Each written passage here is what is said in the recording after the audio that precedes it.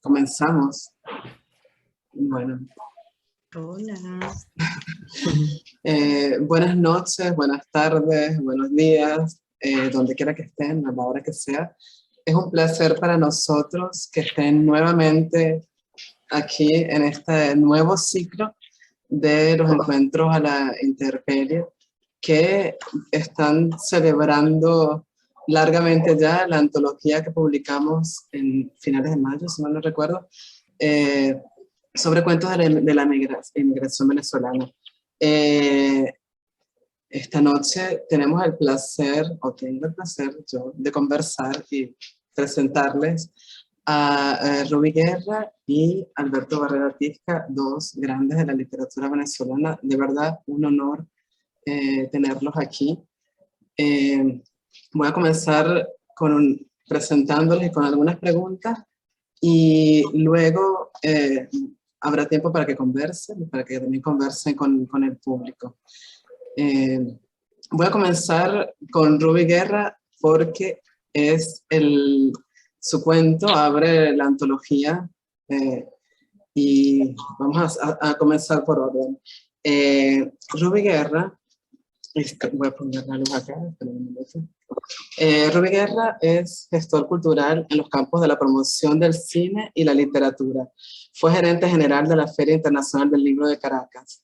Ha publicado 6 libros de cuentos, entre ellos El Avatar en 1986, El Mar Invisible en 1990, Un Sueño Comentado 2004, La Forma del Amor y otros relatos y otros cuentos, que este fue premio de narrativa Salvador Garmendia en el 2010.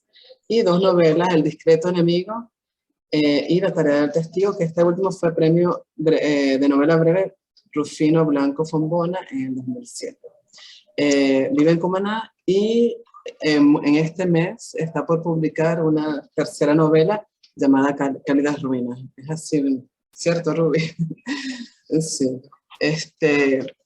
Bueno, para comenzar y para entrar en la atmósfera de tu relato, me encantaría que nos leyeras un fragmento de tu texto. Y bueno, bienvenido otra vez a este encuentro. Buenas tardes, muchas gracias Liliana por la invitación. Bueno, este cuento que está en la antología se llama Un Peregrinaje y forma parte del libro La Forma del Amor y otros cuentos. Voy a leer el primer párrafo. Digamos, en febrero de 1919, desde la lejana capital, llegó la noticia del fracaso de la conspiración. El joven José Córdoba decide marchar al exilio. No del todo claro lo vinculan al fracasado movimiento, pero es indudable la necesidad de poner tierra y agua entre su humanidad y los agentes del gobierno que, por una vez, parecen no moverse con suficiente rapidez. José anuncia a sus familiares, padres, hermanos y 2 hermanas, su voluntad forzada por los acontecimientos de abandonar la patria.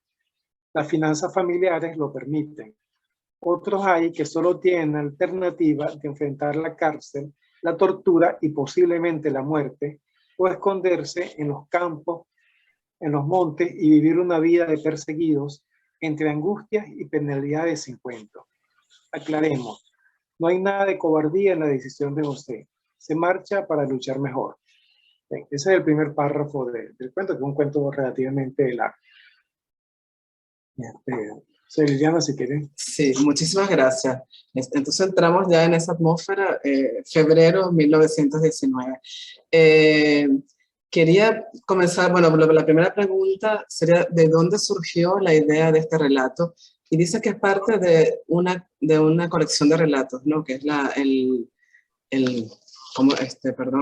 Forma del Amor y otros cuentos. Entonces, ¿cómo surgió la idea de este relato? ¿De dónde yo creo que ese cuento lo escribí recuerdo perfectamente el año, cosa que no siempre me pasa, lo escribí en el 2006. Y creo que es resultado de una serie de lecturas sobre historia en general venezolana, pero sobre todo historia del estado Sucre. un tema que me apasiona y que he ido siguiendo, digamos, con las dificultades que implica a veces tener poca bibliografía. Lo que he leído bastante y a veces, entre esas lecturas encontré, hay un modelo, digamos, real. Inicialmente yo pensaba escribir un cuento sobre Pedro Elías Aristigueta. Pedro Elías Aristigueta es un héroe cumanés muy vinculado a la invasión del Falque. Es posiblemente muchos los que nos están escuchando sepan del episodio de la invasión del Falque. Fue un intento de derrocar a Gómez en 1929, que entró por Cumaná, y que tenía el apoyo por tierra, debía tener el apoyo por tierra de Pedro Elías Aristigueta, que era un joven cumanés. Bueno, Falque ha sido novelado la historia del Falque ha sido novelado un par de veces, una vez por Vicente Ibarra, en el libro de La rotunda de la calle larga, y otra vez en la novela Falque de Federico Vega. Yo tengo otro, aparte de este cuento, está relacionado con el Falque también, un peregrinaje tiene que ver algo con el Falque, y tengo otro cuento también ya del Falque desde el punto de vista de la gente que estaba en el puerto, no la gente que venía en el barco. En todo caso, Pedro Elías Aristigueta es la persona encargada de dirigir la operación por tierra y llega tarde. Es decir, se pierde en los Montes de Araya, él y su tropa, y llegan 12 horas tarde y toman la ciudad. En efecto, toman entre comillas, pero tienen que retirarse porque en ese momento ya ha habido el desastre del barco, había un montón de muertos, el barco se ha ido y luego él muere yendo hacia Carúpano, retirándose hacia Carúpano en unos enfrentamientos con el gobierno. Yo pensaba escribir esta historia, la historia de Pedro Elías Aristigueta, pero mira que mientras más leía, más tenía un sentimiento muy ambivalente, que era por un lado, digamos, la admiración que provoca esto, héroe verdadero, pero al mismo tiempo la sensación de desperdicio, de desperdicio de una vida, de desperdicio de unos ideales, y una sensación también un poco ridícula de estos héroes de finales, de comienzo del siglo XX que luchaban contra Gómez, primero en gran parte de una gran ingenuidad y también desde a veces una gran soberbia. Entonces, más bien el cuento preferí entonces transformar esta historia de Pedro Elías Aristigueta en un personaje ficticio, aunque sigue muchos de los momentos vitales de Pedro Elías Aristigueta. Incluso en algún momento se menciona a Pedro Elías en el cuento, para establecer la diferencia. Pero sí tomé elementos de la vida de él, incluso tomé un par de páginas de diario. Así que si no es casi literal. Porque me interesaba en un momento también utilizar materiales reales de documentos periodísticos o documentos judiciales. Otro cuento de este libro utilizo también materiales judiciales para otro cuento. Entonces estaba trabajando también en esa obra de incorporación de elementos reales en textos ficticios. Entonces por ahí viene la cosa. Me parece fantástico, y justo cuando leía tu cuento pensaba si tenía algún referente real, y la historia de Pedro Elías Aristigueta la conozco por mi larga estadía cumanesa, más que por saber de historia realmente, pero te quería preguntar eso, si tenía, bueno, este es un relato enmarcado en hechos históricos, como tú has comentado, eso es preciso de la historia venezolana de principios del siglo XX, específicamente de los tiempos de la dictadura de Juan Vicente Gómez, que como has comentado, pero no es este tu único relato histórico, también en la tarea del testigo y en otros cuentos de la colección Un sueño comentado, relatas otros momentos de la historia venezolana de principios del siglo XX específicamente. Y en ellos desdibujas la frontera entre historia y ficción. Se me preguntaba, como narrador, ¿qué buscas o qué encuentras en la historia venezolana? Y cómo es la narrativa histórica a la que pareciera aspirar esta parte de tu obra narrativa. Bueno, Liliana, yo tengo sentimientos muy ambivalentes con el material histórico, ¿no? Por un lado, me fascina la historia. Sí.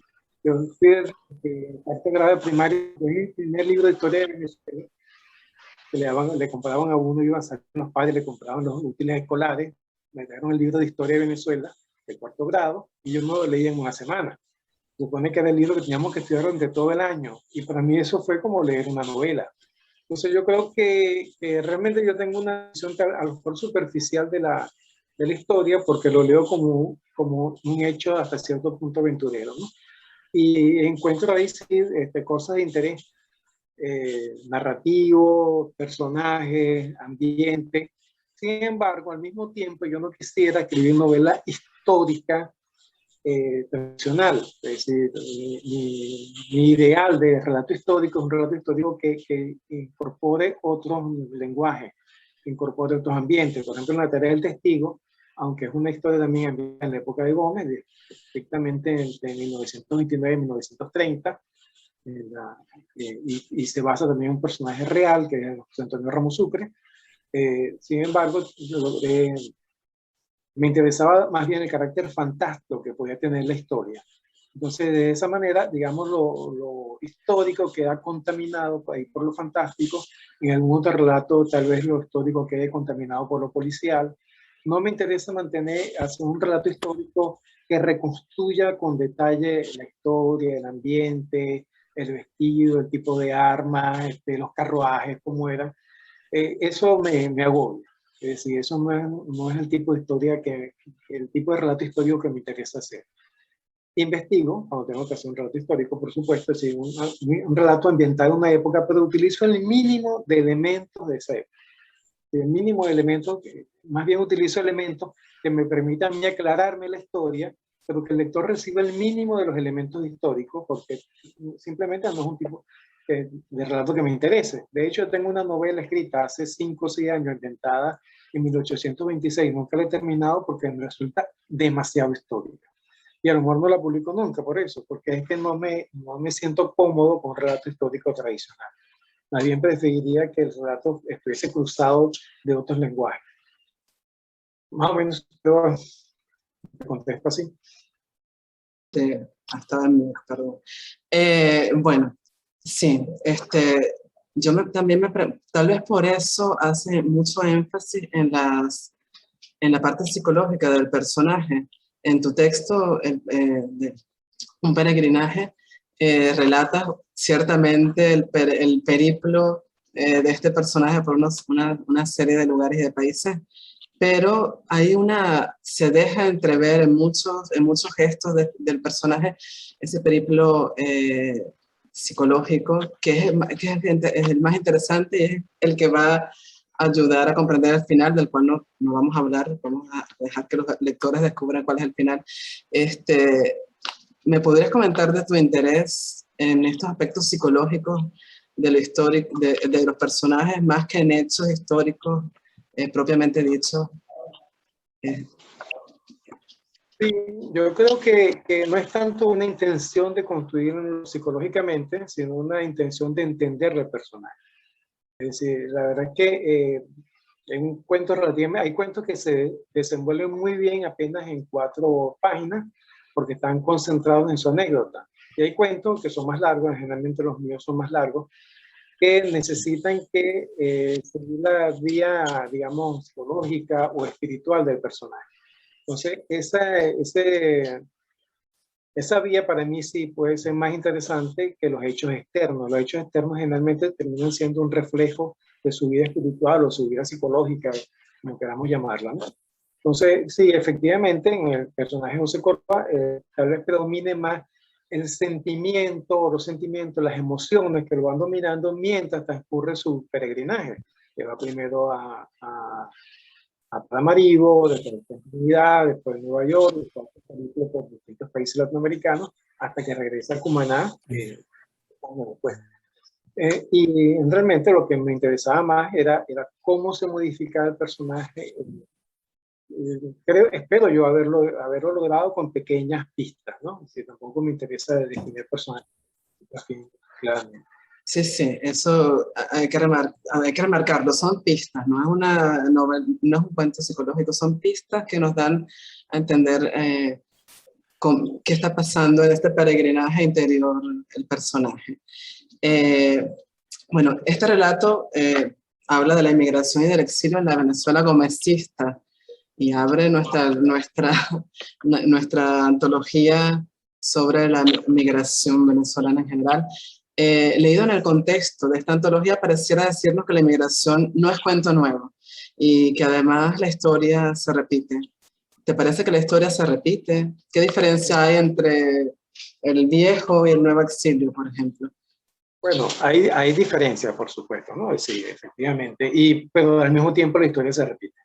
Yo creo que una de las razones por las cuales este cuento me interesaba cuando lo estaba escribiendo era porque estábamos en un momento también, como ha sido en los últimos años, todos los últimos 20 años, bastante convulso políticamente. Y ya había comenzado a gente a irse del país. Estamos hablando del año 2006, más o menos. No es por supuesto, no es la avalancha de actual. Y estaba en ese momento tal vez más parecido a la inmigración, a la del comienzo del siglo XX, que era más política también. Pero luego ha sido una inmigración económica sobre todo. Pero a ese comienzo del siglo XX la inmigración era más política y eso es una diferencia importante. La gente se iba porque, o bien porque ya no soportaba el gobierno, o bien porque había estado preso y lo expulsaban del país, eso también sucedía bastante, o sucedió bastante, o bien gente que se iba y afuera comenzaba a conspirar para volver en medio de una revolución. Ahora, lamentablemente yo creo que esas constantes sí se mantienen. Así como se mantiene la falta de planificación, se mantiene el hecho de alardear sobre lo que se hace, la improvisación política y a veces militar, en formas lamentables hemos visto el episodio, por ejemplo, hace poco ese desembarco entre comillas en Maputo, perfectamente podría haber sido de estos episodios de desembarco de la época de Gómez, que es una cosa mal planificada, disparatada de donde se diera, infiltrada por el gobierno, sí, y que condujo a una serie de muertos y presos. Sí, en ese sentido, el episodio del Falque podría repetirse a escala más pequeña con lo que pasó en Maputo el año pasado, la Operación Gedeón. Sí, viene siendo más o menos lo mismo y repite los mismos vicios de improvisación, de falta de seriedad o de quién sabe qué. Algunas cosas peores incluso también. Entonces, en ese sentido, bueno, sí, han pasado 100 años y no hemos... Sí, terrible. Falque es como una especie de fantasma, barco fantasma que nos persigue, tal vez. Ruby, libros en camino, proyectos, ideas futuras, planes. Yo tenía mucho tiempo en mi último libro de 2010, es La forma del amor, y ahora este año, espero que este mes, no puedo decir la fecha exacta porque todavía no la tenemos clara, pero se va a publicar una novela corta, como son mis otras dos novelas también, que se llama Cálidas Ruinas. Una novela no tiene, hasta cierto punto histórica, se podría decir histórica, pero no, porque también está, digamos, entre los años 80, 90, tal vez. Entonces, y realmente la ambientación es apenas un detalle, ¿no? Es una novela más bien intimista, más bien una novela de conflictos interpersonales, ¿no? No tiene poco que ver. Y estoy trabajando otra novela y quiero terminar ahora, me gustaría terminarla, pero lamentablemente un accidente de computadora me llevó a perder unas 40 páginas y eso me ha obligado a replanteármela. Es otra novela que tiene por título provisional Dime que me extrañas. Y bueno, hay otro par de cosas también trabajándose, ¿no? De los cuales eso sí no quiero hablar mucho porque uno nunca sabe realmente, al menos yo nunca sé qué es lo que voy a terminar. Yo suelo trabajar con varias historias al mismo tiempo y unas se adelantan, otras se atropellan. Entonces realmente no sé muy bien. Menos mal que ya terminé Cálidas Ruinas y se va a publicar ahora. Pronto. Y la otra, Dime que me extraña, bueno, esperará su turno para ver qué pasa, pero más o menos eso es lo que está por el momento. Me parece muy interesante ese accidente de computadora que te hace reformular cosas. Me parece que va a salir algo bueno de allí. Muchísimas gracias, Ruby. Ahora me toca hablar con Alberto Barrera Tisca, pero después seguirán conversando también entre ustedes y con el público presente. Nuestro segundo invitado entonces es Alberto Barrera Tisca, que voy a comentar su biografía. Premio Herralde de novela con La enfermedad en el 2006 y Premio Tusquets de novela con Patria o muerte en el 2015. Ha publicado además libros de cuentos, poesía y crónicas Junto a la periodista Cristina Marcano, escribió Hugo Chávez sin uniforme, biografía de gran resonancia internacional. Sus libros están traducidos a más de 10 idiomas. Como guionista de televisión, ha trabajado en Venezuela, Argentina, Colombia y México. Actualmente vive en México. Bueno, bienvenido nuevamente, otra vez, Alberto. Y nos encantaría también empezar escuchando una parte de tu texto incluido en la antología, en nuestra antología. Bueno, sí se oye, ¿no? Sí. Es que en un momento me salí y creo que me perdí una parte buenísima que estaba diciendo Ruby, porque no sé por qué, a qué le di y perdí el audio. Pero bueno, ya después me emparejo. Bueno, no, muchas gracias Liliana, muchas gracias Katy y Raquel por la invitación. Para mí es un honor compartir con Ruby, además. Y bueno, y a todos los que nos ven y escuchan. Voy a leer un pedacito, el primer párrafo, igual que Ruby, entonces, de este cuento que se llama Cenizas. Rebeca quería sembrar las cenizas en su casa. Andrés pensó que solo se trataba de una efusión natural, una consecuencia emocional del duelo, que se le pasaría rápido y que muy pronto se olvidaría del tema. Pero no, insistió, con una puntualidad casi irritante. Comenzó a llamar con más frecuencia. Siempre quería hablar de lo mismo. Rebeca vive en Berlín, Andrés reside en Bogotá y para ese momento Lucho se encontraba trabajando en un restaurante en Barcelona. Cuando el viejo murió, todos estaban lejos. La noticia les llegó por teléfono. Había ocurrido temprano en la mañana durante el desayuno. Su padre estaba comiendo un plato de frutas y de pronto tuvo un sobresalto, como si un pequeño cortocircuito interno lo hubiera sacudido. Luego se desplomó, de golpe, en un segundo. Su cabeza se hundió en los pedazos de lechosa. Las manos quedaron extendidas hacia abajo. Ni siquiera tuvo tiempo de un ay. Muchas gracias, muchísimas gracias, Alberto. Esa imagen es terrible, la del plato de lechosa. A mí me conmueve mucho. También comienzo con la misma pregunta con que comencé con Ruby. ¿Qué te llevó a escribir este cuento? Y si este cuento pertenece a alguna colección, alguna colección de relatos. No pertenece a ninguna colección y no sé, quizás si en el futuro o no. A mí me sorprendió mucho lo de Rudy, y me pareció interesantísimo que él eligiera de todos los cuentos que tiene justamente ese, pero después no. Yo estaba escribiendo, tenía un comienzo de este cuento guardado y cuando Raquel me hizo la propuesta, inmediatamente pensé en él. Y este cuento, como casi todas las cosas, tienen unos orígenes no puros, raros. Hace 3 años se murió mi suegro en Caracas, ¿no? Y nosotros estábamos en México y en algún momento mi esposa quería traerse las cenizas. Y es mucho más complicado de lo que uno cree, ¿no? Y a partir de ahí, a mí se me quedó como esa idea adentro, ¿no? Y entonces cuando fuimos a Caracas, teníamos comenzó a convertirse en un problema lo de las cenizas, porque hay otra hermana que vive en otro país y otras 2 están en Venezuela, cómo las repartes, qué haces, y me pareció un tema como interesante, se me quedó como goteando. Y después entonces un día pensé y dije, bueno, pues es parte un poco de lo que está pasando en estos momentos con las familias divididas y qué pasa frente a un hecho tan importante como la muerte y que en el fondo convoca a la gente en una ceremonia común alrededor de un mismo sitio, ¿verdad? Entonces a partir de ahí empecé como a imaginar y a escribir y salió el cuento.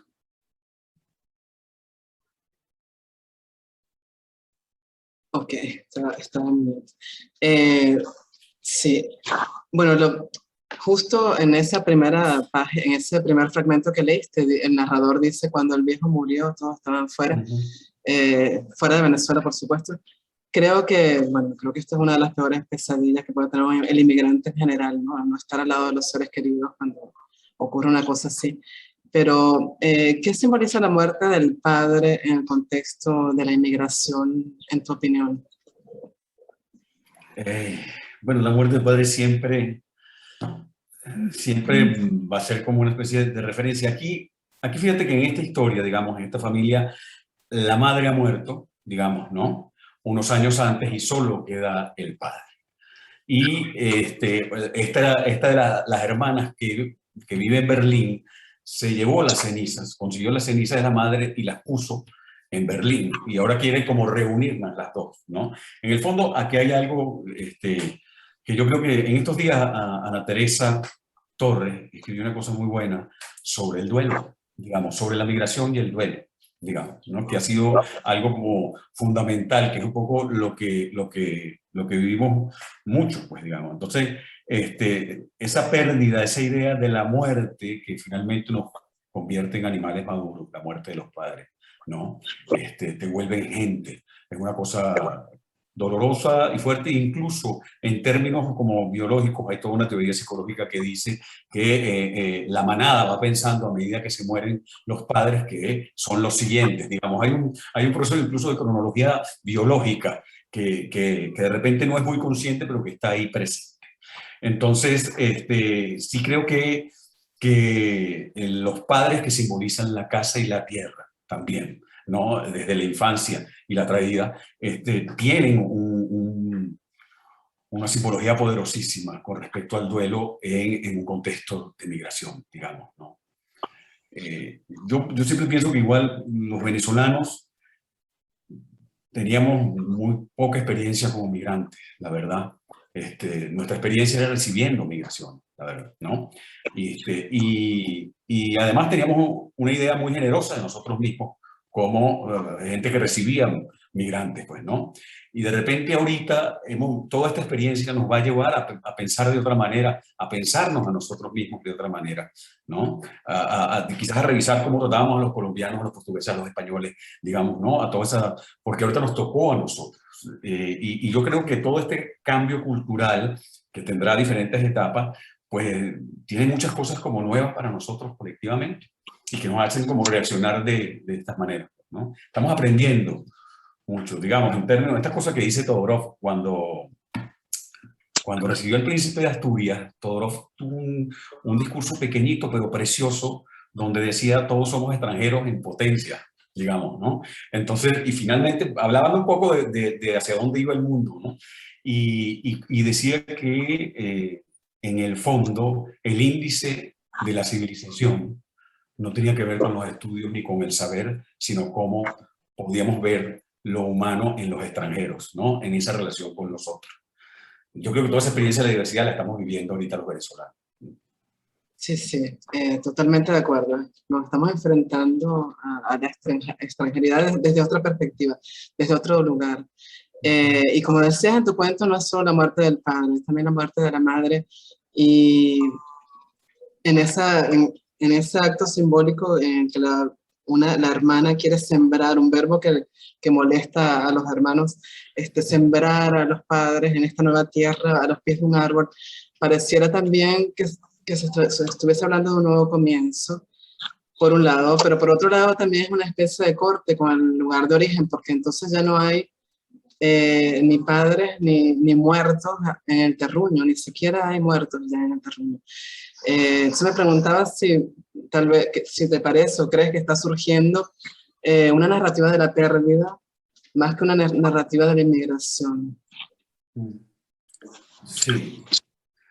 Sí, yo lo había pensado en esto que tú dices y me parece buenísimo, ¿no? Es lo maravilloso de la literatura, que uno nunca piensa en las cosas que escriben y los lectores las descubren o las leen, pues, ¿no? No había pensado en esta cosa del sembrar y de esa ruptura tan redonda como tú lo has expresado ahorita, Liliana, con el pasado. Y sí creo que lo de la pérdida sí es como fundamental. En el sentido de que nuestra migración, por la situación política en la que estamos y la coyuntura además de estos últimos tiempos, tiene una especie como está construyéndose en la conciencia de que no hay regreso, digamos, ¿no? Creo que eso tiene también que ver con la edad, ¿no? De los migrantes, ¿no? De muchos migrantes jóvenes, es decir, de cómo interactúan. A mí me sorprende muchísimo, por ejemplo, en México he descubierto mucho venezolano joven que las primeras cosas que se trae es a los padres, ¿no? O te dicen, estoy ahorrando para traerme a mi mamá que está en Barquisimeto y que le está pasando malísimo, por ejemplo, ¿no? Y entonces tú dices, claro, aquí no hay vuelta, digamos, hay una reagrupación familiar, ¿no? El regreso a la familia es afuera, no es en el país, digamos, ¿no? Entonces sí tiene que haber una especie como de conciencia de la pérdida cada vez mayor, digamos, ¿no? Sobre todo en aquellos que conocieron, ¿no? Que se fueron, digamos, estoy pensando en los niños, que ya sería otra cosa, pues, ¿no? Entonces, no hay esta cosa, digamos, había esa narrativa de la migración, pienso en Skármeta, en esa narrativa chilena, siempre tenía una idea de una vuelta mucho más clara. Es decir, caería Pinochet y volveríamos. Aquí desapareció Chávez y ha quedado una corporación opaca que parece todavía más fuerte que Chávez, digamos, y menos descifrable. Entonces yo creo que eso también nos pone a los venezolanos en otro, como en otro contexto, en otra mirada, ¿no?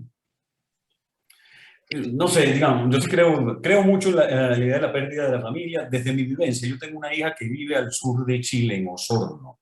O sea que eso es el fin del mundo para mí, ¿no? Y ahí yo tengo un nieto que ni siquiera conozco, por ejemplo, no lo he podido ver, digamos, ¿no? Y mi otra hija ahora vive en Newberry, que queda arriba de Londres. Pensar en la digamos, en vernos simplemente, se vuelve cada vez más complicado. Eso ya de por sí es una experiencia de la pérdida. Sí, sí, más que migración es pérdida, sí, sí. Y bueno, otra cosa que me llamaba la atención en tus relatos es el uso de venezolanismos como mata, vaina chiquitica, carajo, coño, cartica, cuando la protagonista señala algo con los labios, que es algo muy, muy venezolano.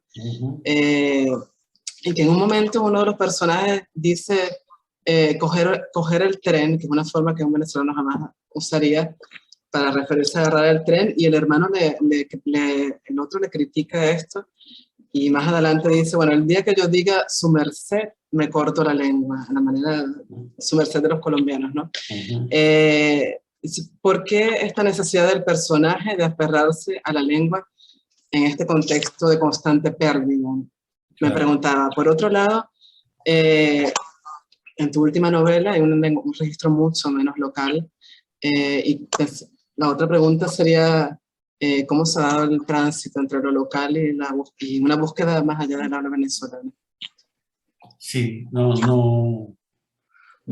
es algo como premeditado, digamos, no lo pensé. Quizás funciona en algún momento, y me figuro que eso le pasará a otros escritores que si están, cuando uno empieza a decir, bueno, ahorita en México creo que Fedossi acaba de publicar una novela, y no sé, me da curiosidad de repente cómo usó o no, porque es una novela para la lectoría mexicana. Entonces, ¿qué proceso se da ahí? No lo tengo muy claro. En este cuento sí me figuro que no sé por qué esta cosa como con el lenguaje que tiene que ver también con la misma experiencia. Es decir, hay una cosa que tiene que ver con el sociolecto y con el oído. Hay venezolanos, yo tengo una hermana que tiene 20 años viviendo en Madrid y habla como caraqueña recién salida, y tengo, digamos, una prima que está en Madrid y tiene 3 meses y ya parece que, ¿entiendes? Habla con ceseo, ¿no? Eso yo creo que depende de cosas como muy personales. En el caso del cuento creo que sí hay un interés en decir que el lenguaje es una forma de pertenencia, ¿no? De mantener un poco la identidad, y que de alguna manera hablar otros lenguajes significa traicionarse, ¿no? En el caso de aquellos que vivimos en países donde se habla español, por supuesto, ¿no? Ahora, eso es muy difícil de controlar. Yo estoy seguro que yo aquí hablando con mexicanos se me pone más, mi acento se ablanda, ¿no? Y entonces, cuando estoy aquí, les parece que obviamente soy extranjero, ¿no?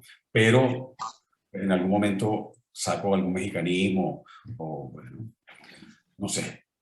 En el cuento, digamos, literariamente, el interés es hacer del lenguaje un elemento de la pertenencia y por lo tanto de la cohesión de la relación con los otros, ¿no? Es algo, solo nosotros decimos cartica, digamos, o tenemos algún tipo de groserías que son absolutamente nuestras, digamos, ¿no? Pero no las voy a decir, pero que todos las pensamos sin decirlas, cosa que es muy bonito.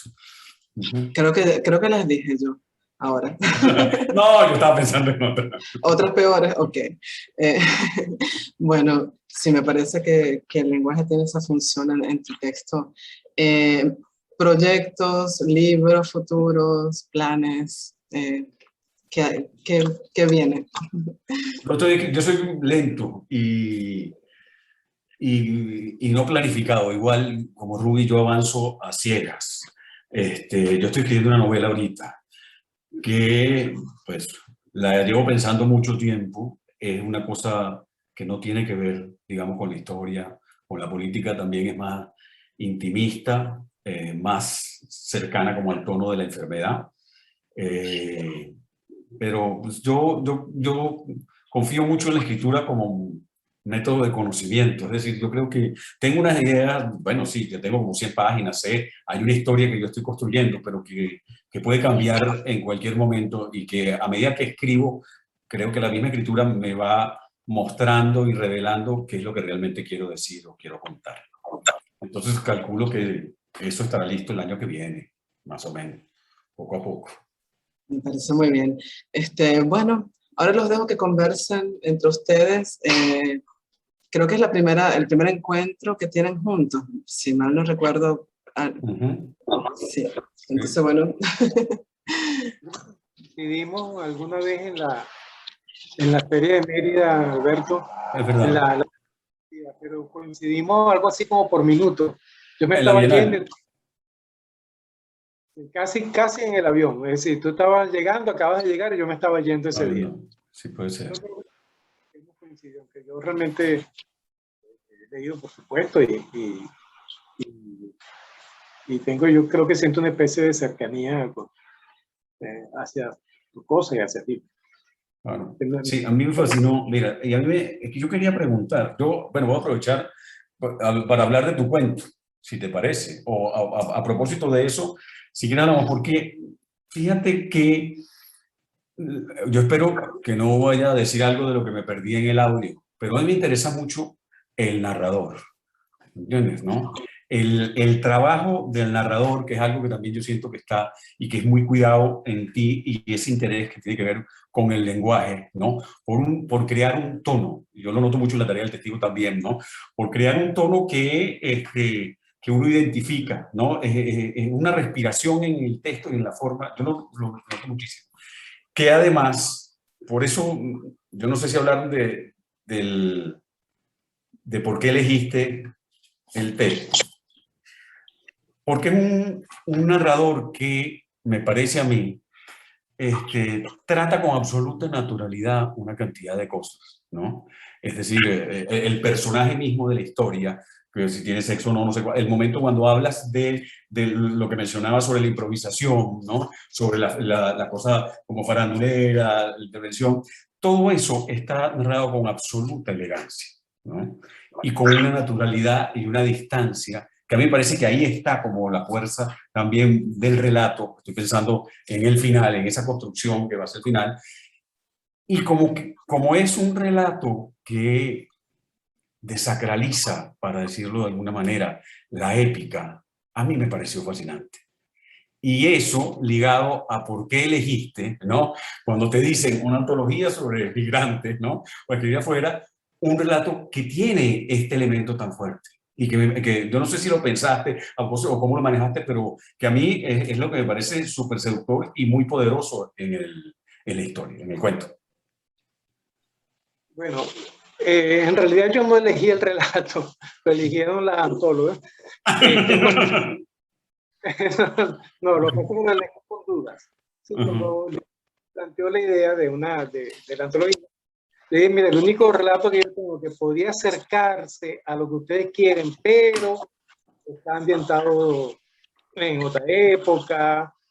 Lo mandé sin creer mucho en que se ajustara a la idea de la antología, porque entendía que la antología, o supuse que la mayoría de los cuentos de la antología iban a estar ubicados en la época actual, porque es cuando estamos viviendo el fenómeno masivo de la inmigración. Entonces, pero pues, y a ella le gustó.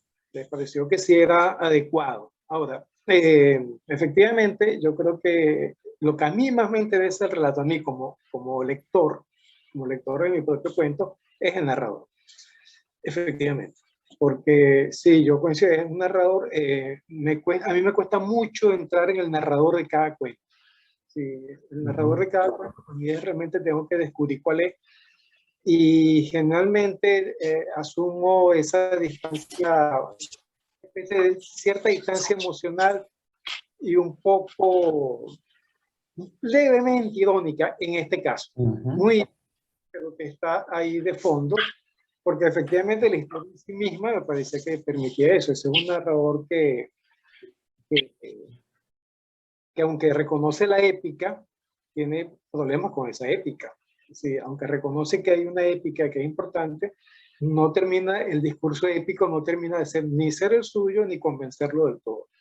Entonces, yo creo que eso tratar de construir eso sin decirlo directamente, tal vez fue lo que me tomó más trabajo. Yo soy muy lento también. Un cuento me puede tomar un año de escritura, después de un año de pensarlo. Entonces llegué a eso. Pero efectivamente yo creo que el narrador tiende a distanciarse de ese proceso épico que es cuando... Es decir, todo en el cuento, toda la épica es sospechosa. Y yo creo que el narrador trata de manifestarlo. No, y con el tono, ojo, con el tono que está muy, muy bien logrado, digamos, está todo el tiempo, cuando tú dices, subvirtiendo un poco, ¿no? Dando la vuelta como al personaje hasta que al final, pues ya como lo quede claro, pero incluso, es que, por ejemplo, fíjate, cuando va a un burdel, ¿no? Córdoba, y entonces dice, la experiencia es grata.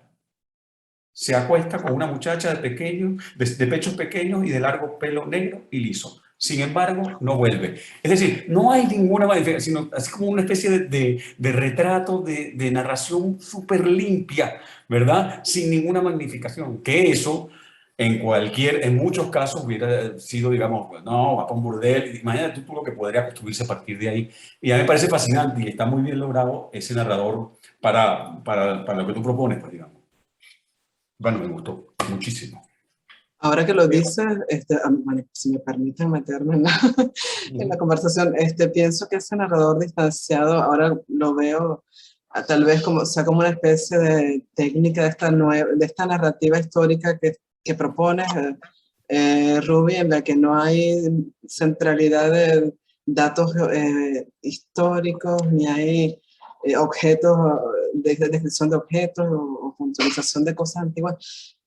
Porque esa distancia, ese tipo de narrativa creo que requiere de ese narrador distanciado, me parece a mí, pero no sé, es una idea que se me acaba de ocurrir con lo que acaba de decir Alberto. Puede ser, Mariana.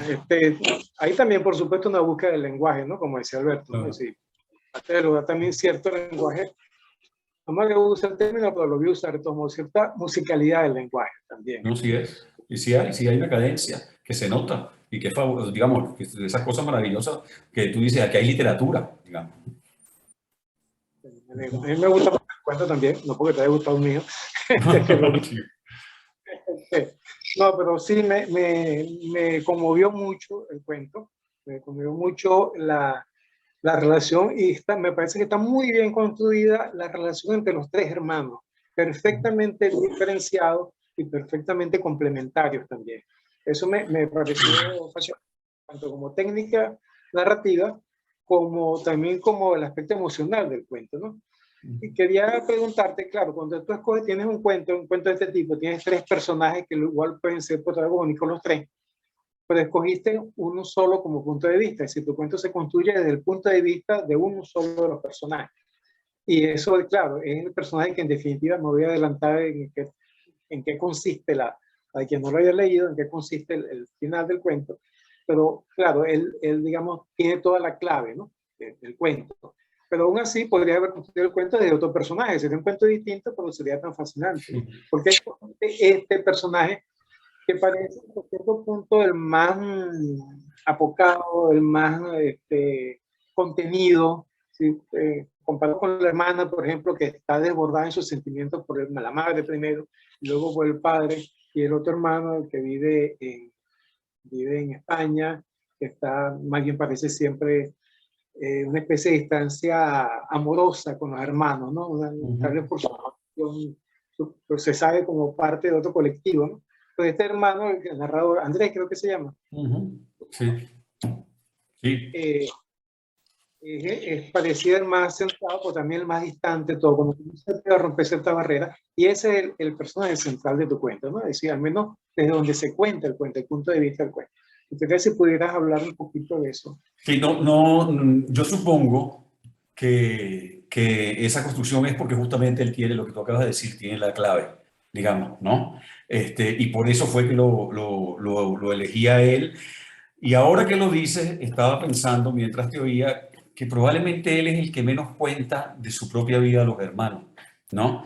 Y quizás ahí, mientras pues, el otro cuenta de una relación gay con un cocinero, con uno de la cocina, la hermana, conocemos a su marido, etcétera, etcétera, de este se sabe muy poco. Y creo que es parte como del juego para protegerme como la sorpresa del final, creo yo, y que la construcción fue así.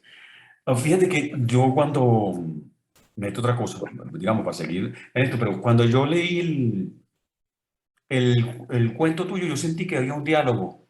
A mí me gustó mucho, me gustó mucho tener una historia del tiempo de Gómez en esta antología, me pareció sensacional. Y me pareció que dialogaba con el cuento mío. En la medida de el sabotaje a la épica o la sospecha o la duda sobre la épica de la migración, digamos. Totalmente. Y ¿Mm? no podemos contar los finales, pero en los dos finales yo encontré Ujú. esa ruptura con la épica en los dos cuentos. Me parece que sí.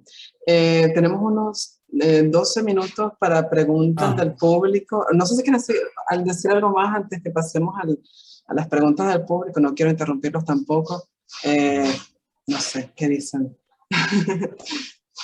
no, está Ok, bien. bueno, entonces dejamos unos minutos para preguntas. María Elisa Núñez estaba escribiendo algo en el chat, no sé si quiere comentarlo. Bueno, sí, Ruby, pues yo soy de origen cumanés también, entonces mi abuelo además fue héroe de alguna manera contra la dictadura de Gómez, y entonces a mí me impactó mucho tu cuento, porque claro, para mí era como este personaje y la forma del narrador como la antiepopeya de la historia del FAI, que en el imaginario de Cumaná, o por lo menos de una generación, es como, bueno, fue un fracaso absoluto, pero es una epopeya, o sea, una cuestión así enorme, o por lo menos yo lo recuerdo, mi recuerdo de la narración familiar era eso, ¿no? De algo grandioso, y bueno, los protagonistas eran como superhéroes, y nunca pensamos en la parte como humana, y tu cuento y la forma de contarlo, decir, claro, o sea, es que realmente no tiene nada que ver, o tiene mucho que ver con todo ello, pero esa desmitificación, no sé, me encantó, o sea, me encantó encontrarme con esa otra parte de la historia, y sí, definitivamente la conexión entre los dos cuentos es impresionante. Bueno, y lo del rechazo del verbo sembrar, no quiero monopolizar nada, pero eso, lo de la siembra, en el texto de Alberto, que es fantástico, ¿no? Solo un comentario ínfimo, pero sí. Muchas gracias, muchas gracias sobre todo por resumirlo bien, ¿no? Es decir, yo tenía problemas no podía plantearse incluso cierto problema ético. Digamos, es ético tomar la vida real de un héroe y transformarlo, aunque no sea ese héroe, o tomarlo como modelo de un antihéroe. Yo tuve que planteármelo. Y llegué a la conclusión de que sí, porque estoy haciendo literatura y no historia, ¿no? Entonces, lamentablemente, en ese sentido, los escritores de ficción somos realmente como piratas. Es decir, saqueamos. A veces saqueamos la vida propia, a veces saqueamos la vida ajena y saqueamos también la historia para decir lo que queremos decir, ¿no? Me lo aprendí y yo también crecí con la épica de Falk. Aquí en Cumaná se conoce más como la guerra de Pedro Elías. Claro, porque lo importante en Cumaná era Pedro Elías, y no tanto Delgado Charbó, que fue quien comandaba el Falk, sino Pedro Elías. Y entonces, bueno, tuve que plantearme esos problemas. No creo que lo tengo del todo resuelto. Por eso digo que hay una ambivalencia en mi tratamiento y en mis sentimientos, sobre todo sobre el cuento y sobre el personaje, ¿no? Porque partiendo de un héroe real que se sacrificó y todo, pero al mismo tiempo no puede dejar de notar, digamos, las inconsistencias, los disparates que acompañaron toda esa lucha contra Bob. Dejo hasta ahí para que dé chance. Entonces, gracias por tu pregunta. No sé si hay alguien que tenga otra pregunta. También pueden escribirla en el chat. Estaba escribiendo, pero puedo hablar. Sí. Que estábamos hablando de pérdidas, pero me impresionó también en el cuento de Alberto cómo los muertos pueden ser algo que arraigan a alguien en un territorio también, como tener las cenizas de los padres en Alemania ya es algo que hace que la hija ya no quiere irse de Alemania. Entonces no sé si puedes hablar de eso también. Pues sí. Esto va a ser una especulación completa, digamos, pero yo creo que también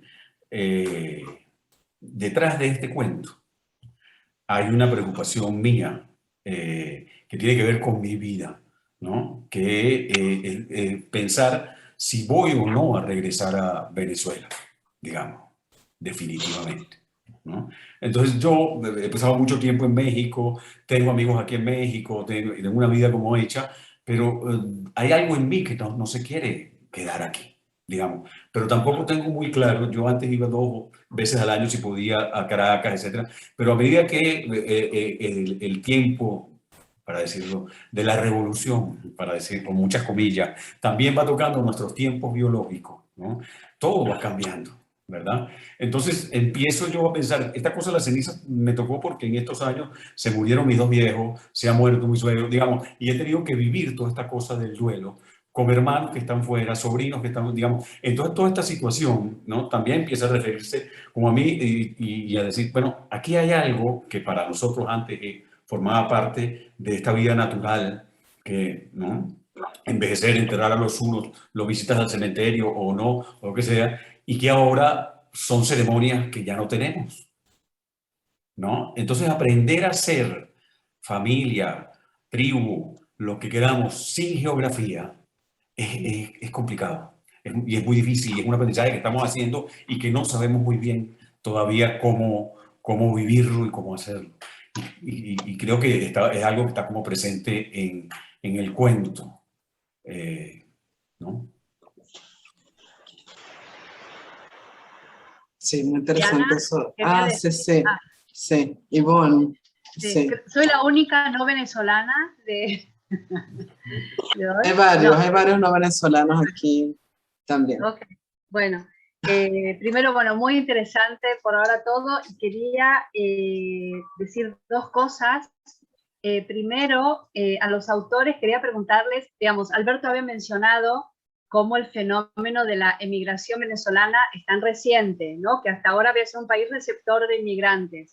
Entonces, la pregunta es si ustedes, autores que escriben sobre la inmigración, se basan o se ven reflejados en otras literaturas en español sobre inmigración exilio, como sea la de los republicanos españoles y las de los latinoamericanos, sobre todo el Cono Sur, en los años 70, chilenos, argentinos y uruguayos. Esa es una primera pregunta. Y la segunda es si el hecho de empezar a adoptar la variedad lingüística del país hispanohablante, donde en este caso Alberto vive, ¿lo vivís como una pérdida del español? O sea, Eso me sorprendió, porque Liliana y yo que vivimos en Israel y que yo por lo menos lucho para no perder mi español, me sorprende que alguien viviendo en un país hispanohablante también esté preocupado. Así que esas dos preguntas tenía. Gracias. Ruby. Bueno, si puedo comenzar yo. Claro. Como yo no he emigrado, yo vivo en Cumaná, vivo viviendo en Venezuela y no creo que tengan ni posibilidades. En algún momento lo pensamos, mi familia y yo, pero creo que no sé cómo va a ser. Y yo creo que a esta altura ya no será, nos tocará arrear con el país que tenemos hasta donde podamos, ¿no? El problema no es tanto que me identifique como posible migrante con otras literaturas, sino que cuando leo sobre eso, sí tengo mucha conciencia de los amigos que se han ido, de los familiares que están fuera. También, como todos, tenemos ahora muchos familiares fuera y tenemos muchos amigos fuera. Tengo muchos amigos. De hecho, la mayor parte de mis amigos están más fuera del país que dentro. Y entonces sí, a veces uno se siente, no diría con una literatura en particular, pero sí con estas literaturas o novelas o cuentos que narran casos de estos desplazados, que narran estas experiencias de desplazamiento, de desconocimiento y de pérdida, ¿no? Como muy bien han dicho Alberto y Liliana, ¿no? Que creo que efectivamente en el fondo esa es la palabra clave del problema de la inmigración, es la pérdida. También se puede ver de otra perspectiva también, y me gustaría que se pudiera ver también, que es la ganancia, ¿no? Hay gente que siente que al irse a otro país está ganando mucho. Está ganando otra vida, gana otras posibilidades, gana a veces otro idioma, o gana otra forma de entender el mundo. Entonces, por ese lado también. Pero sí me identifico con lectura, no con, digamos, con una lectura en particular, pero sí con ciertas lecturas que, o como uno vive con la inmigración de los amigos y los familiares. ¿Verdad? Sí. Yo quisiera recuperar esto que dice Ruby. Al final, pegaron con lo que yo decía un poco al principio, yo también creo que esto puede ser una gran experiencia para los venezolanos, digamos, ¿no? En términos de ganancia de una serie de cosas, digamos, ¿no? Durante muchos años también nosotros fuimos el país rico. Hay que recordar que en América Latina los que venían de afuera venían a servirnos de alguna manera, ecuatorianos, era una migración pobre que venía a hacer trabajos que no queríamos hacer o que no hacíamos, digamos, nosotros. Entonces, ahora se ha volteado y hemos tenido que aprender a hacer una cantidad de cosas y yo estoy seguro que eso, en términos de identidad, nos ha enseñado muchísimo. Por lo menos nos va a enseñar a mirar a los otros de otra manera también, porque ya pasamos por ahí, ya fuimos otros, ¿no? Yo la literatura que recuerdo, por ejemplo, sobre todo el Cono Sur o algo que me refería antes, siempre la leí, o cuando la leí nunca pensé que íbamos a estar nosotros en eso. Digamos, no era algo que me pudiera funcionar como espejo, sino como referencia, ¿no? Igual como uno lee historias de la guerra, digamos, o no, o Irma Kertész, ahorita que me estaba pensando, por ejemplo, ¿no? Toda esa narrativa judía, por ejemplo, sobre el holocausto, no la piensa uno nunca, digamos, te asomas a ella como diciendo qué terrible, cómo te mueve, pero nunca piensas que eso va a hablar sobre ti o sobre tu experiencia. Y es lo que yo siento.